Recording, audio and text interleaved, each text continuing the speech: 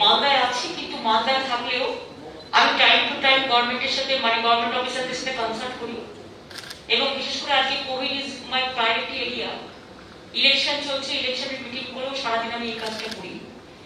এবং আগের বার এভাবেই আমরা ঝড় সামলেছিলাম, এবারও বিশ্বাস আমরা ঝড় সামলাবো, কিন্তু সবাইকে একটু সতর্ক থাকতে হবে। আমরা ইতিমধ্যেই এটা সিদ্ধান্ত নিয়েছি যে পেশেন্ট যাতে গেলে যদি সেই হসপিটালে জায়গা নাও থাকে, তারা যদি তাদের পরিচিত অন্যান্য হসপিটালের সাথে যোগাযোগ করে সিরিয়াস পেশেন্ট হলে ভর্তি করার ব্যবস্থা করে দেয়। সেটা নিয়ে প্রাইভেট হসপিটাল থেকে শুরু করে সরকারি হসপিটাল থেকে শুরু করে প্রাইভেটেও প্রায় 58 হসপিটাল আছে যাদের সাথে আমাদের যোগাযোগ হয়েছে এবং আমরা যুক্ত করেছি কোভিডে। একটা যে পেশেন্ট যাতে ফিরে না যায়, দ্বিতীয়ত হচ্ছে আমরা এবার যেটা করেছি, অনেকগুলো সেফ হাউস আমরা বিভিন্ন হাসপাতালের সাথে যুক্ত করেছি, বিভিন্ন হাসপাতালের সাথে অনেকগুলো সেফ হাউস যুক্ত করেছি। এখন আমাদের 11,000 বেড আছে এবং এই বেডটা দুদিনের মধ্যে 13,000 হয়ে যাবে। গভর্নমেন্ট হসপিটালে প্রায় 5 প্রাইভেট হসপিটালে বেডও আছে। এর মধ্যে আমাদের পেশেন্ট আছে এখনো পর্যন্ত আপনাদের আমি বলি 7,000 সামথিং। পুরো ফিগারটা যদি বলি তাহলে আমাদের এখন পেশেন্ট ভর্তি আছে 6,793 জন। আর নাম্বার অফ কেস হোম আইসোলেশনে আছে এটা হচ্ছে 51,593 জন। আমাদের গভর্নমেন্ট হসপিটালে পেশেন্ট আছে 3,888 জন এবং প্রাইভেট হসপিটালে আছে 2,905 জন। এইটা নিয়ে হসপিটাল কেস প্রাইভেট গভর্নমেন্ট নিয়ে 6,793 জন আছে। এবং আমরা 80টা প্রাইভেট হসপিটাল আমরা নিয়েছি with 7,326 oxygen beds, CCU, HDU এগুলো সমস্ত মিলিয়ে করেছি। কোভিড হসপিটাল অপারেটিং ট্রিটমেন্ট এটা 70টা, তাদের বেড সংখ্যা আস্তে আস্তে বাড়ছে, আরো বাড়ছে, আরো 2-3 দিনের মধ্যে আরো অনেক বেড বেড়ে যাবে। আমাদের যেটা সিদ্ধান্ত সেটা হচ্ছে, দেখুন এটা তো একটা ডিজাস্টার, এটা তো একটা ক্যালামিটিস। কারণ ইলেকশন চললেও ক্যালামিটিসে আমরা অলওয়েজ কাজ করি, ডিজাস্টারে কাজ হয়, এমার্জেন্সি ইজ এমার্জেন্সি। সুতরাং এটা আমাদের অধিকার আছে এবং দায়িত্ব আছে, দায়বদ্ধতাও আছে। শুধুমাত্র যে যখন বেড়ে গেল তখন রাজ্যে চাকরি দিলে তো হবে না, আমাকে অ্যাভেলেবল করতে হবে। অক্সিজেনের স্কেয়ারসিটি আছে এবং অক্সিজেনের স্কেয়ারসিটি আছে বলে দেখা হচ্ছে যদি কেউ অক্সিজেনকে হোর্ডিং করে রাখে বা যদি কেউ ইচ্ছা করে দাম বাড়িয়ে দেয়, সেটা যাতে না করতে পারে সেদিকে নজর রাখার জন্য আমরা বলেছি অফিসারদের। আমাদের 100 কোটি টাকা ফাইন্যান্সে রাখা হয়েছে ইমিডিয়েট, যেটা কোভিড ভ্যাকসিন কেনার জন্য একটা ফান্ড ক্রিয়েট করার জন্য ইমিডিয়েট 100 কোটি টাকা একটা ফান্ড কোভিড ভ্যাকসিন, যেটা ইউনিভার্সাল ভ্যাকসিনেশনের জন্য। আমি মনে করি আমরা ইতিমধ্যে 93 লক্ষ লোককে ভ্যাকসিন দিয়েছি, 93 লক্ষ ভ্যাকসিন ইতিমধ্যেই আমরা দিয়েছি। তো 93 লাখ ডোজ দেওয়া হচ্ছে। 93 লাখ ডোজ দেওয়া মানে একটাতে ডাবল দিতে হয়। সুতরাং এটা যদি ডাবল হয়ে থাকে বা সিঙ্গেল হয়ে থাকে, মিলেমিশে হচ্ছে তো দুটো তো বলা যাবে না। এটা 1 কোটির কাছাকাছি আমরা ভ্যাকসিন দিয়েছি। এখন আমাদের যদি পরিবার হিসেবে ধরে, ধরুন 10 কোটি মানুষ পরিবার হিসেবে ধরলে আমাদের হয়তো 2.7 বা সামথিং এরকম পরিবার হবে। এক্স্যাক্টলি আমি এই নাম্বারটা বলতে পারছি না, সরি, বা 2.5 তো হবে যদি আপনি 10 কোটি দিয়ে ধরেন। 10 কোটির মধ্যে 1 কোটি অলরেডি আমরা দিয়েছি, 93 লাখ। ইমিডিয়েট আমরা আরো 1 কোটি ইমিডিয়েট চাইছি সেন্ট্রাল গভর্নমেন্টের কাছে আমাদের সাপ্লাই করার জন্য। তাহলে সাপ্লাই করলে কি হবে, আমার 1 কোটি ডোজ আমি পেয়েছি, আরো 1 কোটি ডোজ পেয়ে যাই, তার মানে এটা 2 কোটি হবে। আবার 2 কোটি দিতে দিতে দিতে দিতে তারপরে আবার নেক্সট এটা কমপ্লিট হলে তখন আমরা বাদবাকিটা বাজার থেকে কিনে নেবো বা এগার থেকে করে নেবো। তাহলে কিন্তু অনেকটা ডোজ ইউনিভার্সাল ভ্যাকসিনেশন এটা 5ই মে থেকে শুরু হবে, যেটা 18 বছর বয়স থেকে।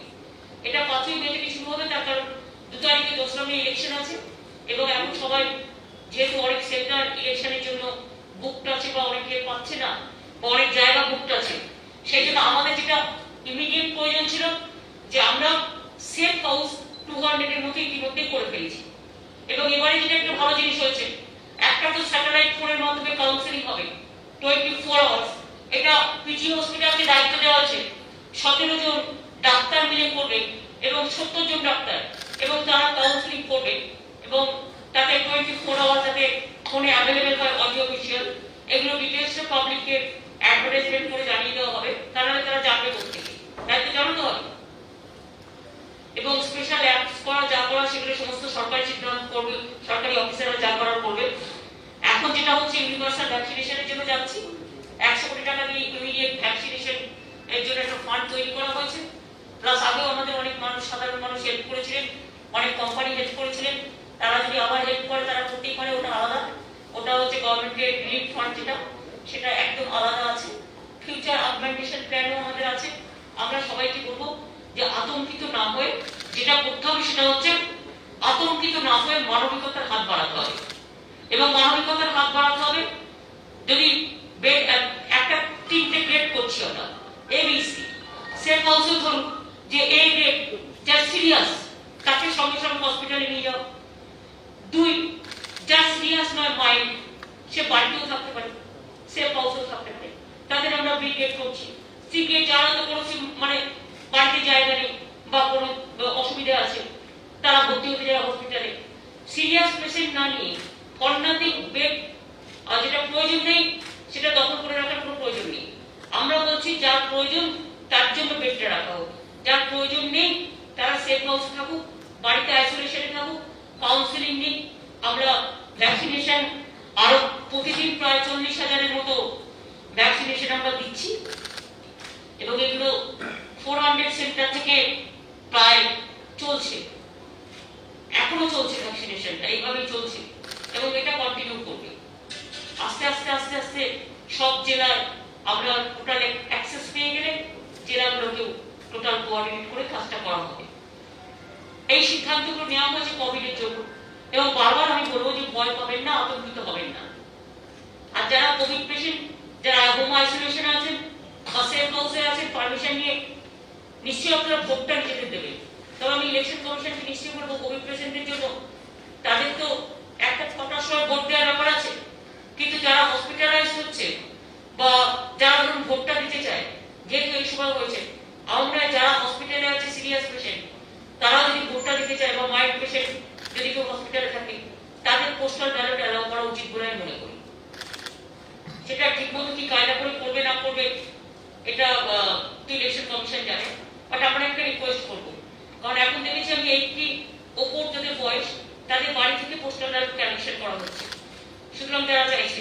সুতরাং এক্ষেত্রেও ধরুন আমার 51,000 যদি হোম আইসোলেশনে থাকে, তারা হয়তো দেবে, কিন্তু 7,500 আমার যেটা পেশেন্ট আছে হসপিটালে ভর্তি, বিভিন্ন জায়গায় ভর্তি, হয়তো সে ভোটটা দিতে পারে, কিন্তু হয়তো তার একটু অক্সিজেন স্যাচুরেশন কম আছে, তাই হয়তো সে ভর্তি হচ্ছে। এটাই। সুতরাং এই সিদ্ধান্তগুলো আমরা নিজেদের মধ্যে নিচ্ছি এই কারণে যে এমার্জেন্সি। আমরা কোভিডের সাথে লড়াই করতে একটু মানে পেছপা হবো না, এবং আমরা মনে করি এটা একটা ঝড় থেমে যাবে একদিন, এটা আমি বিশ্বাস করি। আগেরবারও ঝড় আমরা সামলেছি, এবারে ঝড়টা একটু বেশি উঠেছে, তার কারণ অনেক লক্ষ লক্ষ লোক বাংলায় রয়ে গেছে এবং তাদের তো একটা সবকিছু চালু আছে, সুতরাং তার তো একটা এফেক্ট করবে, এবং সারা দেশে যেভাবে বেড়ে গেছে, সুতরাং সংখ্যাটা নিয়ে ভাববেন না। এটা এতটাই ইনফেকশন মানে এতটাই টাচি যে একজন পুলিশ কনস্টেবল করে তার পুরো ব্যাটালিয়ন নিয়ে যদি টোটালটা করেন তাহলে 1,000 জনের হবে। সুতরাং নাম্বার নিয়ে ভয় পাওয়ার কোনো কারণ নেই।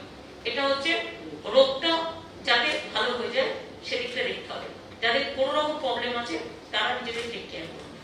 সাংবাদিকদেরও আমরা দিয়ে দিয়েছি, আমাদের কলকাতায় যারা সাংবাদিকরা আছে তারা কিন্তু ভ্যাকসিন নিয়ে নিয়েছে, এবং আপনারা জেলায় জেলায় ডিএমকে রিকোয়েস্ট করবেন, যখন জেলায় জেলায় দেবে তখন আপনারাও নিয়ে নেবেন সবাই।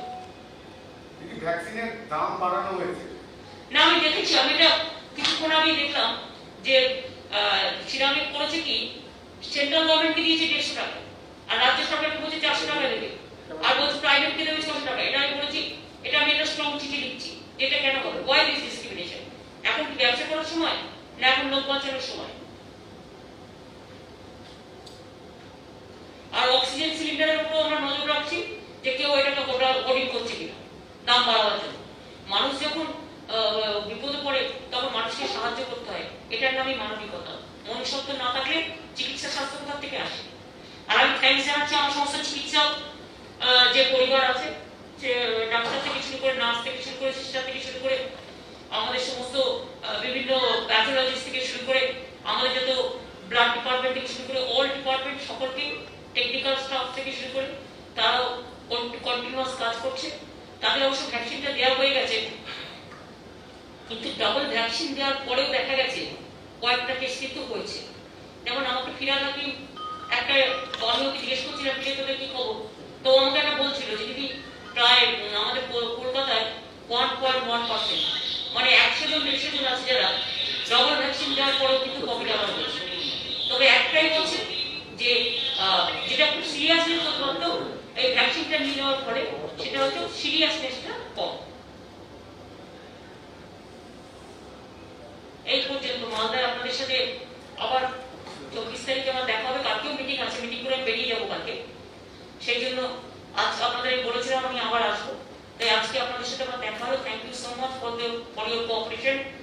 এবং আবার আমি 24 তারিখে মালদায় একবার আসবো, তখন প্রয়োজন পড়লে বলবো, কত সুযোগ পাবো কিনা জানি না, কিন্তু আপনারা অনেকটাই হেল্প করেছেন এই ব্যাপারে, সেই জন্য। অফকোর্স আমি প্রাইম মিনিস্টারকে লিখবো, তার কারণ আমি দেখেছি, আমি কতগুলো টুইট দেখেছি এখন কিছুক্ষণ আগে, যে 150 টাকা যেটা সেন্ট্রাল গভর্নমেন্টকে দেওয়া হতো সেটা 400 টাকা করে দিয়েছে স্টেট, এবং প্রাইভেটকে করে দিয়েছে 600। তো প্রাইভেটকেই 600 করবে কেন? আমার মনে হয় there should not be any discrimination. এবং এখন যখন এটা বেশি প্রয়োজন, এমার্জেন্সি, তখন মানুষকে সাহায্য দেওয়া উচিত না ব্যবসা করা উচিত, কোনটা? দেখুন একটা করুন। এই জন্য সেন্ট্রাল গভর্নমেন্টকেও ডিসিশন নিতে হবে, জনগণের উপর সবটা ছেড়ে দিলে তো হবে না। আমরা সবটাই বন্ধ করতে দেওয়া হয়নি কেন এতদিন? তাহলে তো বেঁচে যেত অনেক মানুষ। লকডাউনের কোনো বিকল্প? না, লকডাউন আমি এখন ভাবছি না। লকডাউন ভেবেন না, এমনিতেই লোক 1 বছর ধরে সব বিজনেস সব মার, এমনকি হকার থেকে শুরু করে, বেকার থেকে শুরু করে, যারা দুটো করে খায়, সবার অবস্থা খুব খারাপ। সবাই সাবধানে থাকুক এটা আমরা বলবো, মাস্ক পরুক এটা আমরা বলবো, কিন্তু আমি এটা বলবো না কাজকর্ম বন্ধ করে ঘরে বসে থাকবো। যারা আইসোলেশনে থাকবে সেটা থাকবে, যদি কোভিড হয়ে থাকে নিশ্চয়ই যত্ন করবে, নিজেকে শরীর রাখবে, যাতে পরিবারের কাজ না হয় সেটা দেখতে হবে, নিজেকে শরীর রাখতে হবে। কিন্তু কথা হচ্ছে যে লকডাউন করে একবারে সবকিছু বন্ধ করে দিয়ে আবার সেই নোটবন্দির মতো গৃহবন্দী, ওটা আমার মনে হয় না ইমিডিয়েট এক্ষুনি প্রয়োজন আছে। আর সংখ্যা যেটা দেখাচ্ছে সেটাও আপনাদের আমি বলছি যে একজনের হলে 1000 জনকে টাচ করে যাচ্ছে। সুতরাং ওইভাবে যদি দেখেন তাহলে কিন্তু সংখ্যাটা খুব একটা বেশি নয়, কিন্তু এটা ইনফেকশনটা বাড়ছে। যেহেতু লোকে যাতায়াত, ট্রেনে যাওয়া একসাথে, প্লেনে যাওয়া একসাথে, কত রাজ্য থেকে লোক আসছে, ইলেকশন পারপাসে 1.5 লক্ষ সেন্ট্রাল গভর্নমেন্টের পুলিশ ফোর্স এখানে বসে আছে। তারপরে ধরুন ইলেকশন অবজারভার থেকে শুরু করে, বিজেপির লোক থেকে শুরু করে, বাইরে আমদানি করা নেতা প্রচুর ভর্তি আছে। সুতরাং এটা তো আপনাকে বুঝতে হবে, তার তো একটা অ্যাকশন আছে। Every action has a reaction.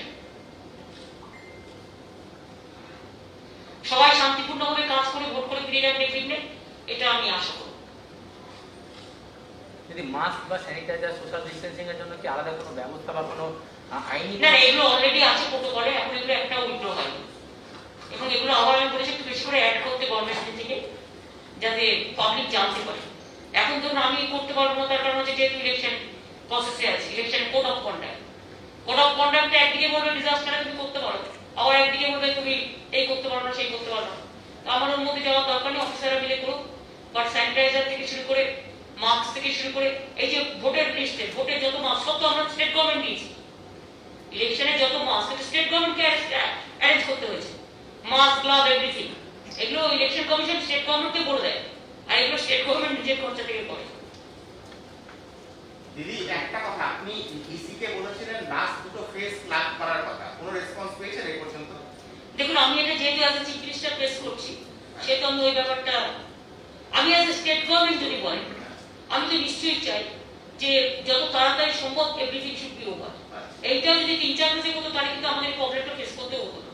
ফন্ডাতে এই 8টা ফেজে করে বাংলাকে আজকে ফেস করতে হচ্ছে অনেকটা বেশি। যদি কেন্দ্রের তরফে এই যে ঢিলেমি, গা ঢিলেমি ভাব, এটা কেন করছে? কেন্দ্রের কি? কেন্দ্রের তরফে গা ঢিলেমি ভাব, আপনি বারবার করে চিঠি দিচ্ছেন, অথচ কোনো রকম রিপ্লাই পাওয়া যাচ্ছে না। সেটা দেখুন ওদের ব্যাপার। আমার দায়িত্ব, আমি পাবলিকের দায়িত্ব ঘাড়ে নিয়ে পাবলিকের জন্য যতটুকু জানানোর আমি জানাবো, এটা আমার দায়িত্ব। কে রিপ্লাই দিল কি না দিল এটা তাদের দায়বদ্ধ। তাহলে এখানে শেষ করি। থ্যাংক ইউ, চাটা খেয়ে please. Thank you so much. আপনাদের আমি খুব ডিস্টার্ব করছি, কিন্তু কি করবো বলুন, আপনাদের তো পাবলিক জানতে পারছে তো। কারণ আজকে ইলেকশনের থেকে ওইটা বড় ইস্যু। এই যে ফান্ড ক্রিয়েট করা, এ করা, ও করা, ফ্রি ভ্যাকসিন দেওয়া, এই সমস্ত ডিসিশন গুলো তো বড় বড় ডিসিশন, এবং এগুলো আপনারা আমাকে সাহায্য করেছেন বলেই পাবলিকের কাছে এটা গিয়ে পৌঁছবে। Thank you so much.